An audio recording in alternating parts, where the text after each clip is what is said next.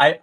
All right, we are here. We believe this is live now. We're novices on the live adventure, but we're doing it nevertheless. We're doing a question and answer segment. We've got Janik Eckardt, who is the head boss over at Purple PTSD, and Tyler Ireland. You're writing about the Dolphins now. Are you still writing about the Vikings in some spaces?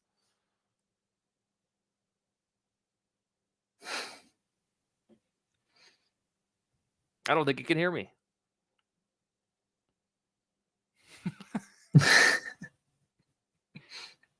Hey, what's up, guys? I had multiple volume, different streams coming into my feed at the same time. That's all right. I asked you, where do you write now? I know you have the Dolphins going on. Are you still writing about the Vikings somewhere? Yeah. I cover the Dolphins for thenoise.com. So I write twice a week covering the Miami Dolphins. All right, sweet. And then any Vikings travels right now? Not really. I'm still kind of a free agent on that market, but hopefully that gets resolved soon. I hear you. All right, well, you're here with us on Vikes Now. That's the important part. And we have a handful of questions from Twitter predominantly, maybe some other sources. And then if they pop up here while we're going live on the YouTube commentaries, we'll certainly do our best to answer those. So, producer Tyler, do you want to start shooting them off? And we'll start with Janik. Yeah. We've got the first question here from at Dust Vikings. Who is not the me? odd Not me. Man? Not Dustin Baker, a separate Dustin. Dustin asks, other Dustin, who is the odd man or two out in the tight end room to start the season between Josh Oliver, Johnny Munt, Nick Muse, Robert Tonyan, and N'Keal Harry? Janik, I'll pass it over to you. Janik. Okay. Got it. So Josh Oliver is probably safe because Vikings paid a lot of money to get him and they like him as a blocker, so he's safe. Then Robert Tonyan and Johnny Munt are probably the next two guys. Tonyan has drawn some attention in OTAs as a pass catcher. Johnny Munt has been last year's do-it-all tight end when Hawkinson got hurt. So those are my top three. If they want to keep a fourth one, it's probably N'Keal Harry. Maybe they do the practice squad shenanigans again. They kept him on the practice squad last year. So those are my top four, which will lead to Nick Muse being the odd man out. Yeah, when Janik and I were vacationing, he was with my family in Germany, and we got the news that N'Keal Harry evidently switched to tight end. And I turned to him, I was like, God, what did they have, like 7 tight ends now? And he's like, I think it's 8. And it is indeed 8. So this is a crowded roster spot, a good problem to have. This one's a no-brainer for me. If we assume Hawkinson hits the PUP list to start week 1 and through week 6 or whatever, I believe that N'Keal Harry, I think it's a no-brainer that he won't make the team. It's a really fun summer story when a guy switches position, but unless you're Cordero Patterson, that shit doesn't usually work. So I just think there's too many mouths to feed per tight end roster spots. N'Keal Harry, I haven't even considered him making the team. And then Nick Muse, I don't think he'll make the active roster, but he'll be one step away if something happens to Tonyan or Johnny Munt, who they love. So I guess we'll say they'll keep 4 because Hawkinson will hit the PUP. So for me, that's Robert Tonyan, who I believe will be the pass catcher week 1. Josh Oliver will do his usual shenanigans, run blocking, which we love. And then Johnny Munt, who has like a cult following almost, and Kevin O'Connell loves him.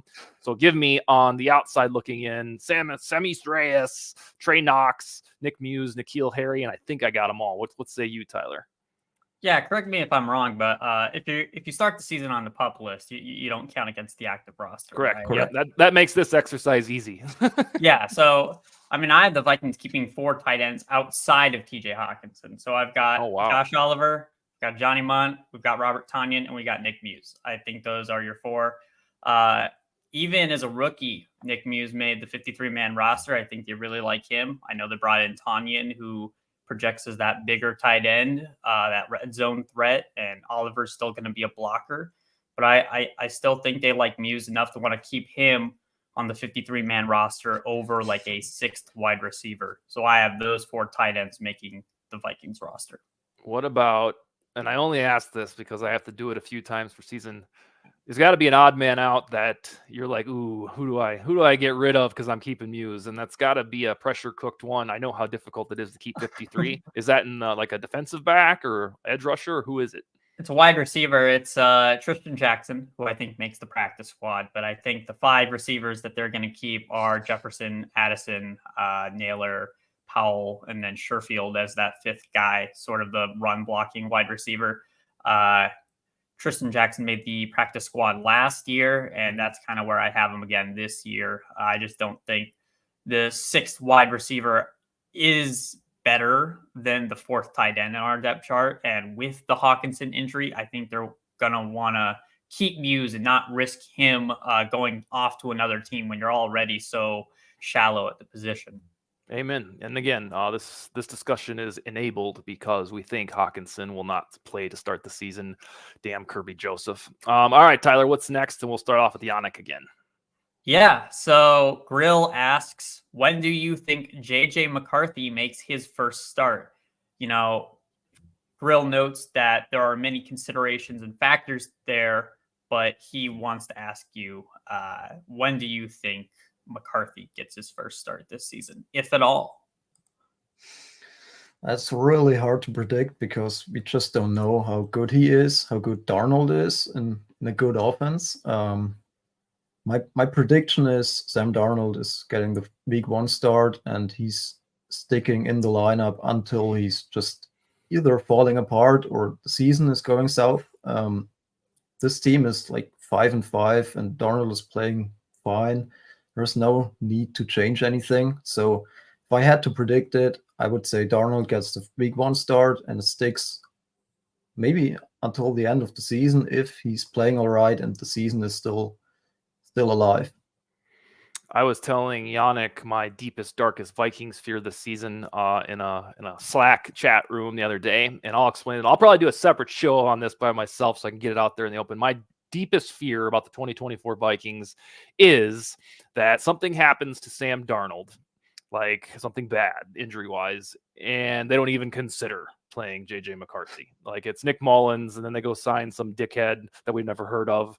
And then that is just the way of it. And oh man, it would just drive me nuts if it's just going to slow roll everything about McCarthy that much. I don't think that's necessarily going to happen. But as a Vikings fan who gets deep into the cynicism, if there is an injury to Sam Darnold, even though I like Nick Mullins, I don't want to see him. No, I understand how that's going to go. I want McCarthy, even if he's not really ready. I want him just to get the playing time. So that is my worst fear, is that something happens to Mullins or Darnold, and it's still not even a consideration that McCarthy's going to play. With that said, I believe McCarthy will take over or get an audition in December. I firmly believe the theory I've been spitting on this show for months, that because it's Vikings football, not a pro Darnold sentiment, I just think he's going to be too good. And I think we're going to divide on fault lines of pro Darnold, pro McCarthy. And I do believe in Sam Darnold's raw talent. I am skeptical that it's never really shown through consistently. But in the end, to answer this question, whether it's like around Christmas time or the Vikings are 6-9 and not even really in it, I think McCarthy will start to get looks, let's say after week 13, week 14, if the season has gone pear-shaped. Yeah, I'm circling that Arizona Cardinals game. I believe, I'm not sure what week that is, but it's after a 3-game road stretch where we face off against Jacksonville, Tennessee, and Chicago. It's the first of 3 home games. Mm-hmm. So if they're going to start McCarthy at all, I think it's later in the season, at home where he doesn't have to worry about, opposing fans and just the noise and whatnot. That being said, it wouldn't surprise me at all if McCarthy didn't start at all this year. I think if everything goes well, that should be the plan. But also what I'm wondering is if the Vikings are in an absolute worst case scenario where Darnold can't start, Nick Mullins can't start, do they consider starting second-year quarterback Jaren Hall over JJ McCarthy if he hasn't completed his checklist of things he needs to get done? Do you start Jaren Hall again? Or, even though his pedigree is, a 5th round pick versus a 1st rounder, or do you just say, fine, we might as well try JJ McCarthy? I'm sure most of the fans would prefer McCarthy at that point, given how the last Jaren Hall game went at Green Bay that both Dustin and I went to, and it was not a pleasant viewing experience by any means. Oh, Janik was there too. He's not absolved from this. Oh, yeah. I forgot. Janik flew in from Germany to watch Jaren Hall play a football game late in the season, and the Vikings were mathematically eliminated in that game. But I'm sure it was a somewhat fun experience, right? Oh, yeah. We watched more games, went to Cincinnati on the road trip, saw some Nick Mullins masterclass until defense fell apart. So, yeah, didn't fly in for only Jaren Hall. I don't even want to think about the meltdown I will have or the fan base will have if we have to debate Hall or McCarthy. It's going to drive me nuts. Like, I fully understand if the plan is McCarthy is redshirting, like, I can get behind it and I'll be an adult about it. But if we're chilling in week 10, it's like, who's going to start Hall and McCarthy? The fan base is going to call McCarthy a bust, no matter if you like it or not. Plan be damned. But I hope we don't get there. Speaking of which, Tyler, you bellyached when the Vikings drafted JJ McCarthy. Have you warmed up to him yet? I have warmed up to him. Well, I have to, right? He's our quarterback. I'm going to support him regardless, even if I preferred May in the pre-draft process. But look, JJ McCarthy, Midwestern guy, he seems like a natural leader. Now, I was questioning whether or not, if the deep ball was fully there, but I think some of those concerns were a bit overstated. But yeah, no, I definitely have more faith in Jaren Hall now than I did 3 months ago. And we've got Gigi Lynn says... That's my mom, thank you very much. Wait, what? Yep, that's her. No way. That's why I was quick to reply.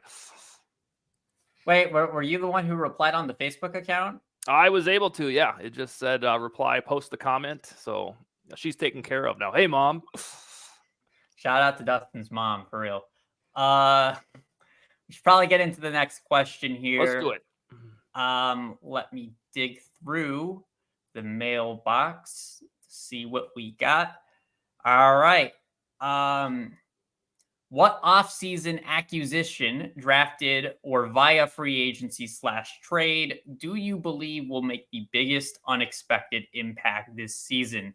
Janik, I'll start with you. It's Janik. No, every single time without fail, I always botch that name. So off-season acquisitions. So we all expect Aaron Jones to make an impact. We all expect the edge rushers to make an impact. Sam Darnold, obviously, as a quarterback. So those are all ruled out for me. Unexpected impact, I landed on Jerry Tillery, defensive tackle. Not because he's very good, but he is the best pass rusher on the interior line. And that's really what we needed last year. So I think he can bring some pressure. He's not going to be Aaron Donald suddenly, but he's a former first rounder. He's a veteran. He's been in the league for 6-7 years. So I think he will make an impact on the interior defensive line, and no one's really expecting much from him. So he's my choice. Yeah, the bar is low for Tillery because A, we're used to half-assed solutions at defensive tackle, and then B, we're just also disappointed that they didn't get one of the Big Ten from free agency. But if you pull back the curtain, Tillery did have a 67 or 68 PFF grade last year. So I mean, in the Viking system, that would be considered pretty sweet. So hopefully that translates. Mine is Shaquem Griffin. Last year with the hodgepodge of teams, he fired up like in the 70s passer rating against, and that would have been the best on the 2024 Vikings. So no, I don't think Shaq Griffin is going to be an absolute baller who's going to a Pro Bowl. But the Vikings last year ranked 32nd per completion percentage allowed, and that's the whole reason that at times the defense felt futile. So I believe, especially with last weekend's awful news, that Shaq Griffin is going to get a lot of playing time. And I don't know if he'll quite have that Duke Shelley sizzle, but I believe Shaq Griffin will probably get some semblance of a starter's job. And I think when the season is going through it, or hopefully we look up and like, oh my God, they're contending for a wild card, I think we're going to have positive vibes about Shaq Griffin. He's a battle-tested veteran. He might have the most starting experience out of everybody. And so, yeah, I think he was an unsung off-season guy. I know he allegedly cost the compensatory pick. I still don't know the verdict on that. But because the cornerback performance per completion percentage allowed was so lousy last year, I don't think Griffin will be a part of that problem. I think he'll be part of the solution. Yeah, for me, this might not be totally unexpected, considering the reports we've gotten so far this offseason. But Robert Tonyan, for a tight end who was just signed, later in the offseason, has already made a bit of an impact during OTAs and minicamp. And I think given the TJ Hawkinson injury, he's going to have a really good shot at being the Vikings' #1 tight end to start the year, which is crazy, considering that you already have Josh Oliver and Johnny Munt and even Nick Muse. But for a new guy to sort of assert himself right away and be that red zone threat, even at his age, is, I think, rather unexpected. So Robert Tonyan is my unexpected contributor for this season. And that brings us to... Oh, did you want to say something else? I was going to say that I think that we end up enjoying him. He's just what we need right in the middle of the field for however long Hawkinson's out. He has the experience, and I think I think Johnny Munt could probably do this to an extent, but in the red zone, I trust Tonyan a little bit more. And that's all assuming that Josh Oliver continues his MO of not being an elite pass catcher. So I agree with the Tonyan one. And I think, in fact, that by the time we get to mid-August or so, I think it might be a no-brainer that Tonyan is the TE1, if it's not already. Yeah, for sure. It wouldn't surprise me. I mean, I guess it's surprising by definition, but it wouldn't shock me if Tonyan ended up being that guy for us. Same. And we've got our next question here from Brevi Bright Lights. I wonder who that could be. Is this a serious question? Yes, a very serious question. Oh, good. How can 3 men be so good looking? I mean, genetics, Brev. I don't know. You guys have a response to that? Well, my mom's watching, so for me, it's because of her. Janik, what say you? Probably the hat.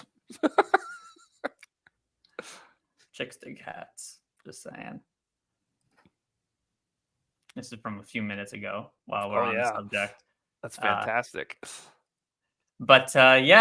And his second question is, the actual serious question is, heavily based on projection, as contracts currently stand, what do we believe will be the Vikings' top 3 positions of need this offseason in 2025?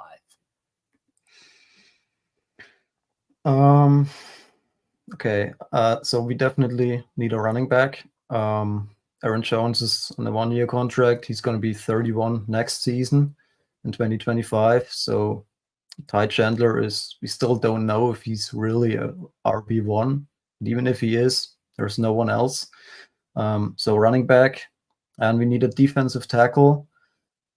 Harrison Phillips, Jonathan Bullard, Jerry Tillery, who I think are top 3 guys in the room, are all on 1-year contract or have 1 year remaining on their contracts. So we need a defensive tackle, and the third position is probably cornerback. Byron Murphy, final year of his contract. Shaq Griffin, 1-year contract. The young guys, we don't know if they can take the next step. So running back, defensive tackle, and cornerback. They're the exact same for me. Go figure. Janik and I sharing a brain here. For running back, no matter if Aaron Jones has 2,000 yards, they're still going to need a running back because the guy will be 30 in December. And I don't know if he has that Frank Gore caliber genetics or he's just going to play forever. I doubt it. It doesn't seem like that he'd be that lucky. So right now, and Ty Chandler's old, let's not forget that. So it's not like we have a youth movement waiting, and then Dwayne McBride, we don't even know if he's going to make the team. So yeah, I wanted them to draft Braylon Allen a few months ago. They didn't draft anybody at running back. So we'll renew that chant again. The good news is I expect the Vikings to get more draft capital through trade backs. They'll get their compensatory picks so they can get a running back in the 3rd or 4th round.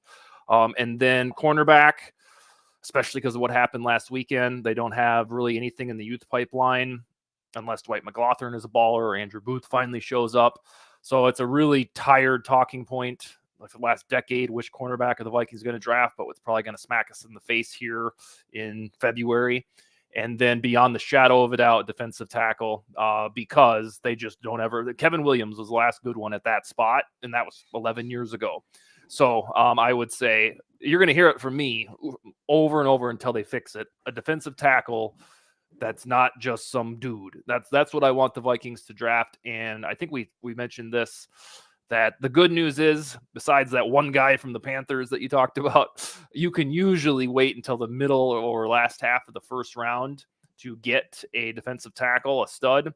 And if you operate under the pretense the Vikings will probably trade back once or twice to snowball some draft capital, I think that would be my fit. Or I think there's a couple guys in free agency. When I first looked at it last month, there was nobody, but I think there might be a couple guys they can explore. Yeah, like you said, defensive tackle is probably the big one. It's a very strong draft class at that position too next year. There's one of the Michigan guys, I believe, is considered to be, I think Mason is his name. I could be wrong. Graham. Mason Graham, yeah. He's considered to be among the top defensive tackles. And there's a couple other guys too that I just haven't learned the names of yet because we're far away from that draft and I don't really study it, but I know it's a rather good draft class for defensive tackles in 2025. But yeah, outside of defensive tackle, I would say center might potentially be a need with Garrett Bradbury's injury history getting up there in age. They did draft Jurgens. But is he more of a high-end backup sort of guy just based on where they drafted him? Or are they going to go out and sign someone to replace Bradbury if his production isn't up to snuff?